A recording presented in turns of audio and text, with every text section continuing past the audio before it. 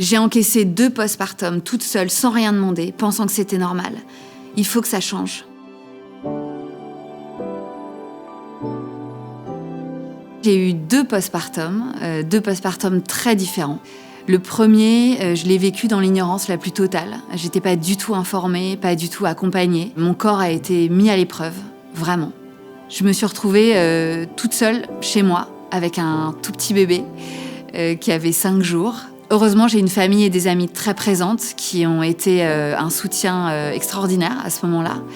Mais concernant un accompagnement médical ou un suivi postpartum, je dois dire qu'il n'y en a pas du tout eu. Ce qui est fou, c'est que je ne l'ai même pas cherché, en fait, cet accompagnement. C'est-à-dire que je ne savais pas qu'on pouvait avoir des ressources pour se sentir mieux dans ces périodes de nos vies de femmes. On n'est jamais préparé à des montées de larmes qui arrivent sans prévenir. On n'est jamais préparé à un corps qui est vide et qui est pourtant rempli d'émotions. On n'est jamais préparé à des douleurs à des endroits qu'on ne soupçonnait pas.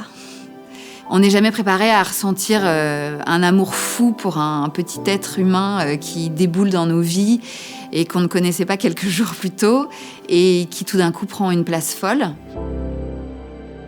Je pense qu'on oublie en fait de demander aux femmes qui viennent d'accoucher comment elles vont. C'est tout simple, hein, c'est juste une question. Parce que c'est sympa d'être autour du bébé et de s'émerveiller de ce petit être qui vient d'arriver. Mais dans les coulisses d'un bébé qui vient de naître, il y a une mère qui parfois qui souffre.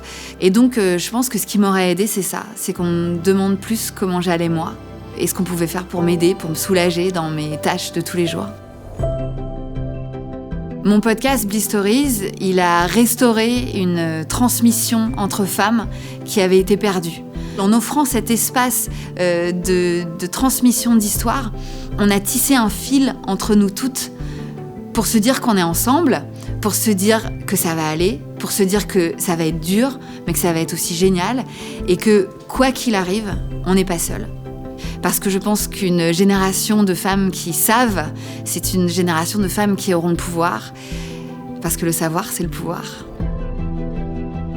En fait, c'est pas possible de laisser une mère qui vient d'accoucher dans la solitude, dans l'isolement, dans la désinformation et dans une détresse, en fait, absolue.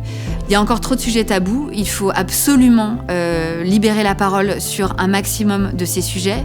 Il faut les porter haut et fort. Il faut les incarner, il faut les crier, il faut les partager. En fait, mon vœu le plus cher, c'est que les générations qui arrivent là, c'est-à-dire celles de ma fille, des amis de ma fille, de mes petites sœurs, n'aient plus besoin de se révolter. Parce que ça voudra dire que tous ces sujets ne seront plus tabous.